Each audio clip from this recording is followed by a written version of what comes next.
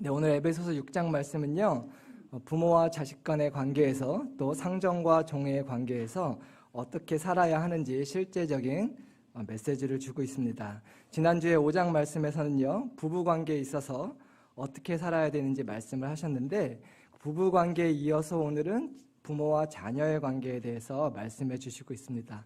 근데 왜 순서가 부부 관계를 먼저 말씀하시고 부모와 자녀의 관계를 먼저 말씀하셨는지 좀 말씀을 한 절 한 절 보면서 또 생각해 봤으면 좋겠습니다.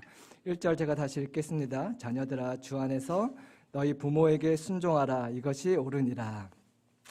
당연한 얘기지만 자녀들이 부모에게 순종하는 것은 마땅하고 하나님이 보시기에 옳은 일입니다. 그래서 10계명이 두 파트로 나눠져 있는데요. 처음 4계명은 하나님을 사랑하는 것에 대한 계명이고요.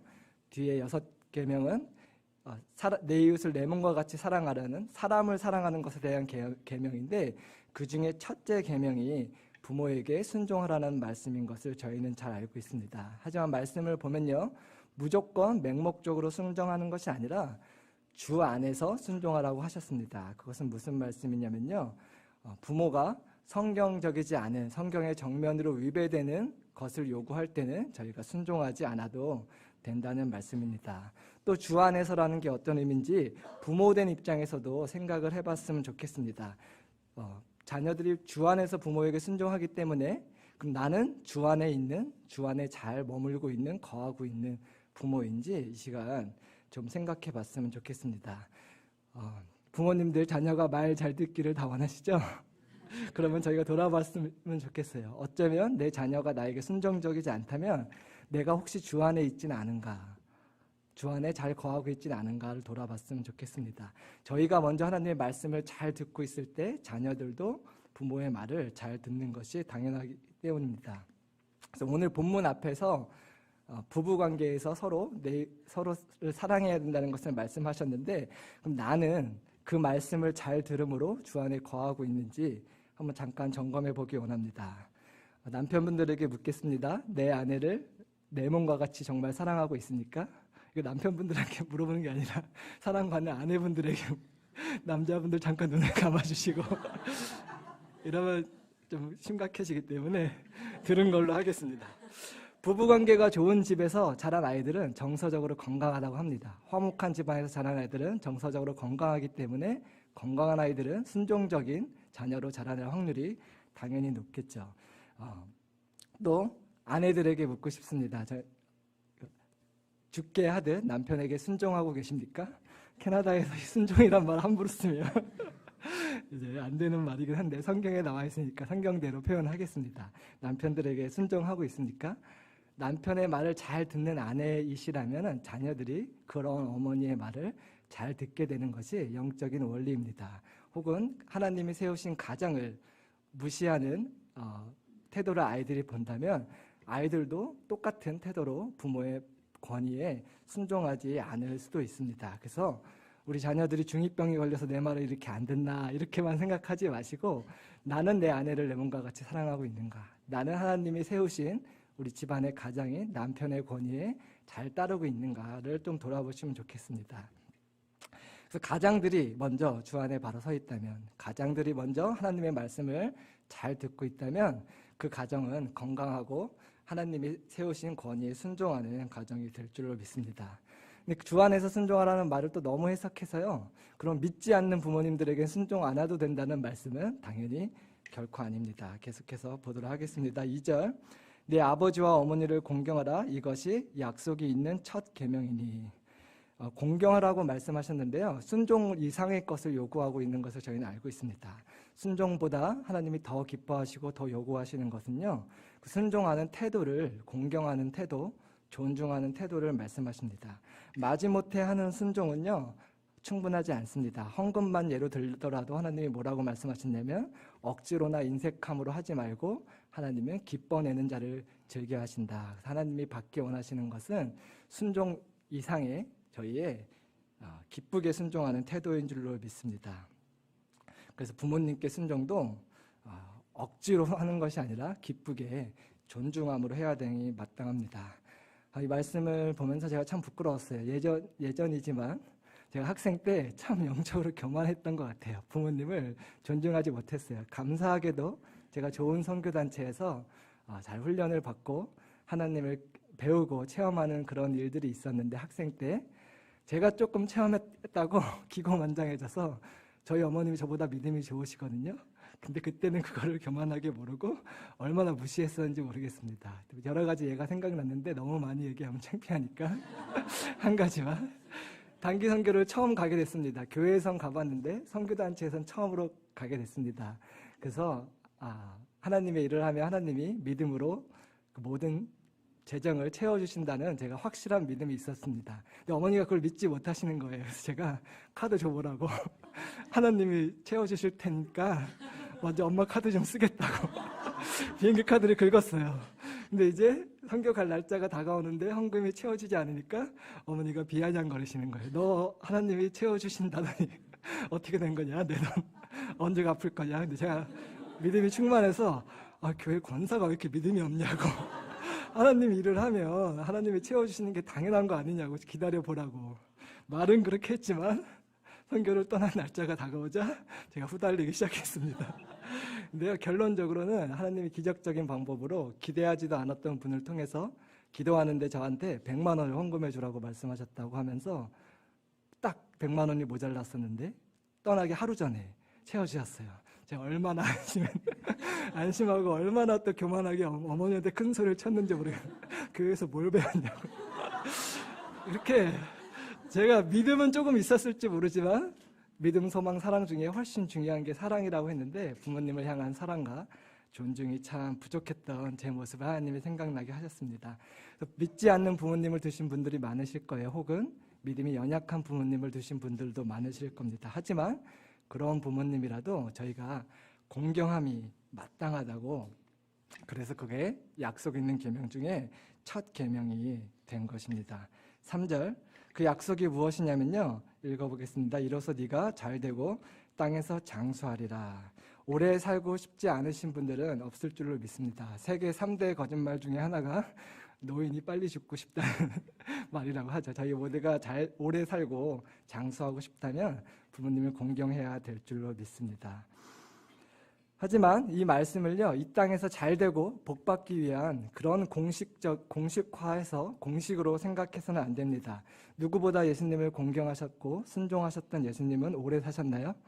아니요. 33살의 젊은 나이에 돌아가셨습니다. 그렇다면 공경하면 오래 산다고 하신 이 말씀을, 약속을 저희는 어떻게 이해해야 될까요? 일반적으로 이 땅에서 물론 예외는 있지만 이 땅에서 부모님을 공경하는 사람은 잘 되고 오래 살 것입니다. 하지만 예외적으로 일찍 죽으신 분들이 있다고 하더라도 이 말씀은 반드시 성취됩니다. 왜냐하면 저희는 천년 왕국을 믿기 때문입니다. 예수님이 이 땅에 다시 오시면 이 땅에서 천년 동안 왕노릇 하시고 저희도 주와 함께 다스릴 것이라고 하셨습니다. 천년이면 장수 맞죠? 그래서 20, 30년 일찍 돌아가셔도 어떻게 하나님의 말씀이 성취되지 않았나 오해하지 않으셔도 됩니다. 반드시 이 땅에서 장수하는 약속을 누리게 해주실 것입니다. 4절, 또 아비들아 너희 자녀를 노엽게 하지 말고 오직 주의 교훈과 훈계로 양육하라. 그래서 주의 교훈과 훈계로 양육을 저희가 해야 될 줄로 믿습니다. 근데 자녀들을 노엽게 하지 말라고 했는데 쉬운 말로 자녀들의 마음을 상하게 하지 말라라고 하시는 것입니다. 자녀들이 마음에 상하는 이유는 무엇일까요? 여러 가지가 있겠지만 저희가 주의 교훈과 훈계로 양육하는 것이 아니라 나의 교훈과 훈계로 내 생각과 내 경험을 아이들한테 강요할 때 아이들은 마음이 상할 수가 있습니다. 그래서 좀 생각해 봤으면 좋겠는데, 자녀들에게 혹시 나는 주의 교훈이 아니라 내 생각과 내 경험, 내 철학, 나의 원하는 것을 혹시 강요하고 있진 않은가. 옛날과 지금은 환경이 많이 다릅니다. 그래서 저희가 보기에 별거 아닌 어려움이고 별거 아닌 아픔이라고 할지라도 지금 이 시대를 살아가고 있는 아이들에게는 큰 아픔이고 큰 고난일 수가 있습니다. 제가 얼마 전에 택시 손님으로 96세신가 할머니를 태웠어요. 2차 대전 때 피난 갔던 얘기를 해주시더라고요. 제가 무슨 고난을 얘기한들 그분이 보기에는 어린애 어린애 맞죠? 어린애, 어리광으로밖에 들리지 않을 것입니다. 하지만 저희가 감안을 해야 돼요. 저희가 살았던 시대와 지금 저희 자녀 세대가 살고 있는 시대는 전혀 다른 시대이기 때문에 제가 보기에는 큰 아픔이 아니어도 이 아이들에겐 큰 시련과 고난이 있구나라고 감안을 할 줄 아는 지혜가 있었으면 좋겠습니다. 요새 저희 아이들이 제일 싫어하는 음료수가 라떼라 그러죠. 라떼를 너무 많이 사주지 않으시는 부모님이 되셨으면 좋겠습니다. 라떼가 뭐냐면요. 라떼는 말이야 6.25 때 피난 갔어. 그거 갖고 힘들어. 그거 갖고 뭐 그래. 이런 태도가 좋지 않다는 것입니다. 또 아이들이 부모의 훈계를 잘 받지 못하는 이유가 무엇일까요? 훈계의 내용은 항상 옳죠. 저희의 문제가 뭐냐면요.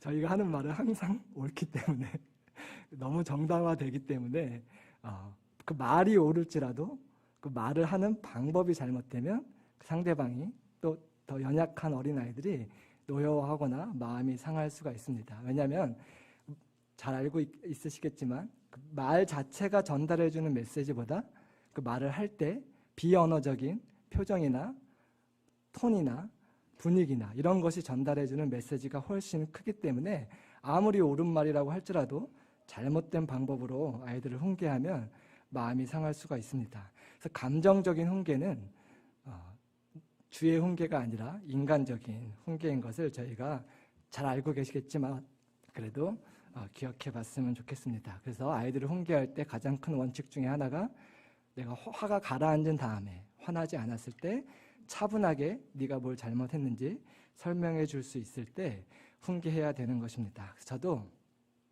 요새 아버지로서 많이 고치려고 노력하고 있는데 제가 이렇게 한숨을 쉬더라고요. 그 답답한 행동을 하면 저희 아들이 아직도 손으로 밥을 먹거든요. 5학년인데 이렇게 입술을 꽉 깨물고 어금니를 깨물고 한숨을 쉬게 되는 제 자신을 발견합니다. 그런 제 표정을 보면 저는 아무 말도 하지 않았지만 말은 상냥하게 할지라도 한숨을 쉬는 입술을 깨무는 어금니를 꽉 깨문 저의 모습을 보고 아이들은 긴장을 하죠. 그래서 제가 고치려고 많이 노력하고 있습니다. 그리고 화 안 냈을 때 웃으면서 때리는 거를 더 무섭나요? 화를 가라앉은 다음에 네가 왜 잘못했는지 설명을 해주고 몇 대 맞을래? 그럼 꼭 한 대라 그래요. 그래서 이제 화가 가라앉은 다음에 이제 훈계를 하는 것을 저도 연습을 하고 있습니다. 그래서 감정적인 훈계가 아니라 주의 훈계로 자녀들을 훈계하시는 부모님들이 되셨으면 좋겠습니다. 나는 아이를 위해서 말해준다고 하지만 사실은 곰곰이 돌이켜보면 그냥 내 마음에 들지 않아서 그냥 내가 피곤한데 그런 행동이 거슬려서 그래서 인간적으로 말을 해줄 때가 많이 있습니다. 그래서 아이들은요 그 행동을 지적하면 나의 존재를 거부한 것으로 받아들이는 경우가 많다고 합니다. 우리는 아이들은 사랑하고 행동을 지적한 건데 행동을 지적받으면 나를 사랑하지 않는구나. 내가 용납받지 못하는구나. 그 행동과 존재를 구분할 수 있는 능력이 없다고 합니다. 입장을 바꿔서 생각해보면 그게 참 이해가 쉽게 됩니다. 저희가 언제 제일 화가 나죠? 저희가 다른 사람이 나를 무시한다고 느낄 때, 다른 사람이 나를 사랑하고 용납하지 않고 나를 있는 모습 그대로 받아들여주지 않고 내가 인정받지 못한다고 느낄 때 저희는 화가 나게 됩니다. 왜냐하면 사랑받고 싶은 욕구, 인정받고 싶은 욕구는 인간의 가장 기본적인 깊은 곳에 있는 욕구이기 때문입니다. 그래서 여러분들이 아이들의 행동을 고쳐주기 위한 훈계가 잘 먹히려면 죄송합니다. 표현이 좀 저급했네요. 잘 아이들이 들으려면 평소에 행동이 아니라 아이들의 존재 자체를 칭찬해주고 인정해주는 말을 가정에서 많이 하시는 부모님이 되었으면 좋겠습니다. 잘했을 때 그 행동을 칭찬하는 것과 아무것도 잘하지 않았을 때 그냥 그 존재 자체를 칭찬해주고 인정하는 것은 많이 다르기 때문입니다. 그래서 내가 사랑받는다는, 부모님이 나를 사랑하신다는 확신이 있는 아이들은 어떠한 따끔한 충고도 잘 받아들이는 그런 아이들이 될 줄로 믿습니다.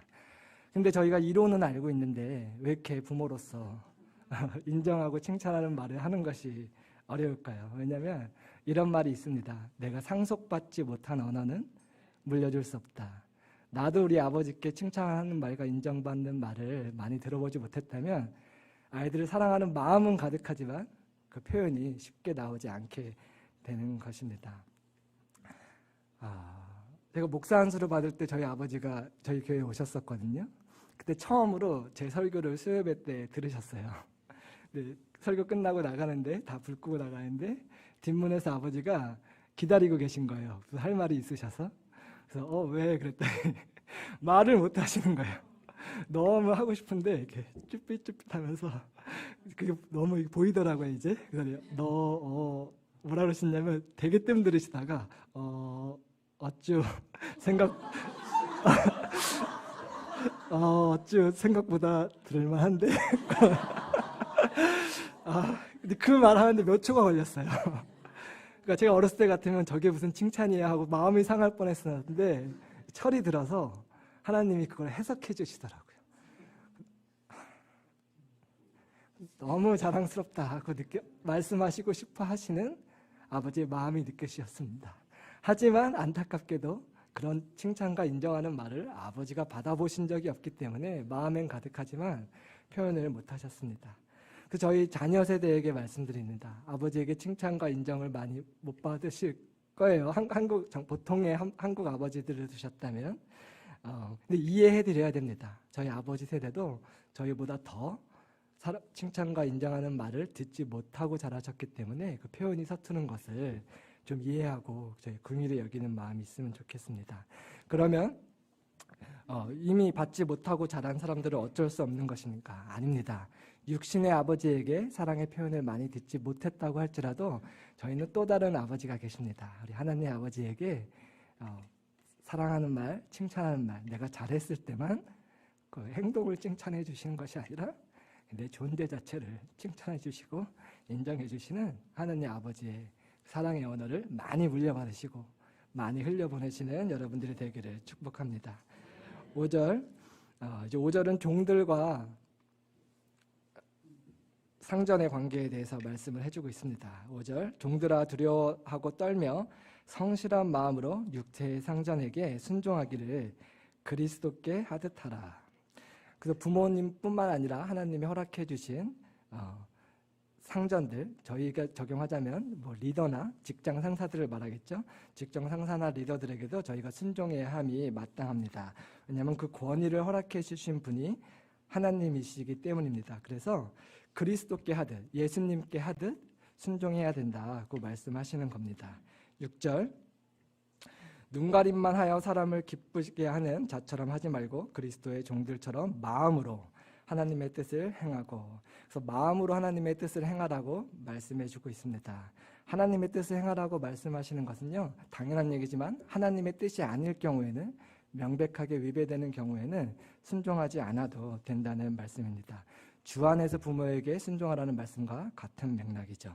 순종하지 않으면, 순종하면 안 되는 요구들을 회사에서 요구할 때가 있죠.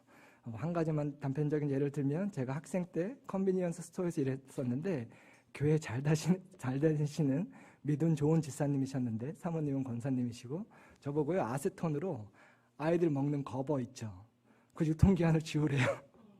지우고 팔라는 이런 요구를 하신 적도 있더라고요. 근데 그때 하나님이 상전에게 순종하라고 하셨으니까 해야지 하시면 안 됩니다. 주 안에서 순종하시고 하나님의 뜻을 행하시는 여러분이 되시기를 원합니다. 7절, 기쁜 마음으로 섬기기를 주께 하듯 하고 사람에게 하듯 말라.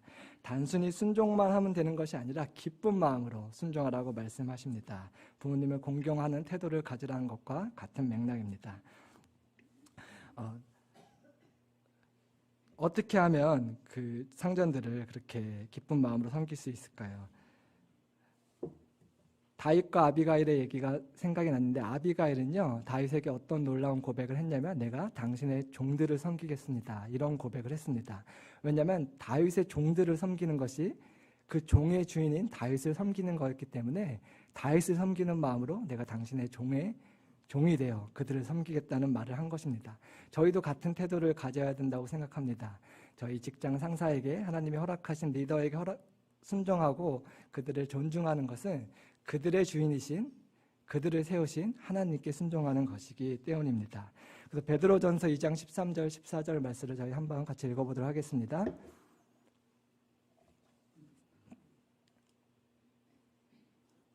네, 시작.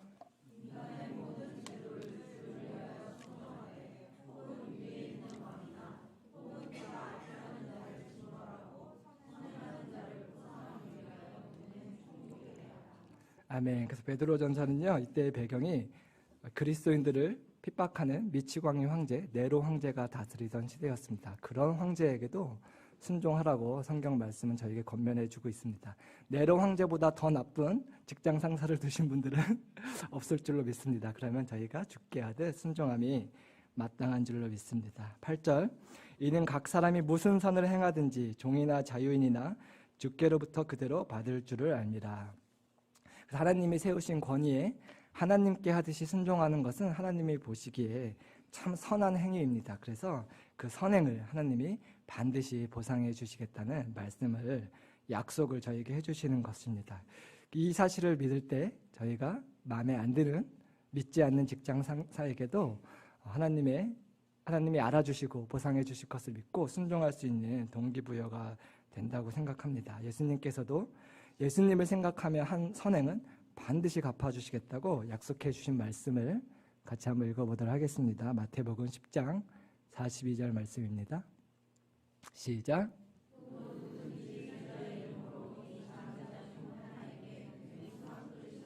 주는 자는 내가 진실로 너에게 이르노니 그 사람이 결단코 상을 잃지 아니하리라 하시니라. 아멘. 그래서 얼마 전에 저희가 구제 사역을 하였는데요. 저희가 직장 상사나 또 혹은 하나님이 섬기라고 하신 노숙자분들, 주변에 소외된 분들을 어떻게 죽게 하듯이, 예수님께 하듯이 섬기고 사랑할 수 있을까요? 한 가지 말씀을 더 저희가 기억해 보기 원합니다. 믿지 않는 자들을 핍박하던 사울에게 예수님이 찾아오셔서 하신 말씀을 저희가 생각해 보기 원하는데요. 한번 같이 읽어보겠습니다. 시작. 사도행전 9장 4절. 제가 읽을게요. 사울아, 네가 어찌하여 나를 핍박하느냐. 예수님께서 하신 말씀을 생각해 보기 원합니다. 네가 어찌하여 내 제자를 핍박하느냐, 이렇게 말씀하셨고요. 네가 왜 나를 핍박하냐. 이게 말이 무슨 말이냐면 예수님은 자기 제자들과 자기를 동일시하셨어요. 너무 놀라운 말씀입니다. 누군가 여러분을 아프게 하면 예수님께서 뭐라고 하시는지 아세요? 너 왜 내 자녀를 아프게 하니? 이렇게 안 하시고요. 너 왜 나를 아프게 하니? 그렇게 말씀하시는 분이세요. 왜냐하면 저희를 정말 제 몸과 같이 자기 자신보다 더 사랑하시기 때문에 저희가 아파할 때 예수님은 저희보다 더 아파하시는 줄로 믿습니다. 이 사실을 기억하는 게 왜 중요하냐면요. 그러면 하나님이 사랑하시는 사람을 섬길 때 예수님은 내 자녀를 섬겨줘서 고맙다. 내가 세운 리더에게 순종해줘서 고맙다. 이렇게 말씀하시는 것이 아니라 나에게 순종해줘서 고맙다. 나를 섬겨줘서 고맙다. 내 말을 잘 따라줘서 고맙다. 이렇게 칭찬해 주실 줄로 믿습니다. 마지막 말씀만 읽고 마치겠습니다. 마태복음 25장 40절인데요. 그래서 예수님이 다시 오시면요, 의인들을 칭찬해 주신다고 약속하셨습니다. 어떻게 칭찬해 주신다고 하셨냐면요, 내가 줄일 때에 너희가 먹을 것을 주었고, 목마를 때에 마시게 하였고, 나그네 되었을 때에 영접하였고, 벗었을 때에 옷을 입혔고, 병들었을 때에 돌아보았고, 옥에 갇혔을 때에 나를 돌아보았느니라. 근데 의인들이 대답한대요. 제가 언제 주님께 그렇게 했습니까? 라고 물어보면 예수님께서 다음과 같이 대답하신다고 합니다. 같이 읽어보겠습니다. 시작. 임금이 대답하여 가라사대 내가 진실로 너에게 이르노니 너희가 여기 내 형제 중에 지극히 작은 자 하나에게 한 것이 곧 내게 한 것이니라 하시고. 아멘. 그래서 하나님이 내 몸과 같이 사랑하시는 부모님을 공경하는 것이 바로 예수님을 공경하는 것입니다. 그래서 저희는 죽게 하듯이 부모님께 순종할 수 있는 것입니다. 하나님이 내 몸과 같이 사랑하시는 아내를 아껴주고 사랑하는 것이 바로 예수님을 사랑하는 것입니다. 그래서 저희는 죽게 하듯이 아내를 사랑할 수 있는 것입니다. 하나님이 세우신 권위에 순종하는 것이 그 권위를 세우신 예수님께 순종하는 것입니다. 그래서 우리는 죽게 하듯이 순종해야 함이 마땅하고 할 수 있는 줄로 믿습니다. 저희 얼마 남지 않은 연말의 시간에 이 말씀을 기억해 보면서 부모님께 더 효도하고 가정 안에서 더 서로 사랑하고 가장들을 존중하는 저희 모두가, 또 자녀들을 주의 교훈과 훈계로 양육하는 저희 모두가 되었으면 좋겠습니다. 아멘.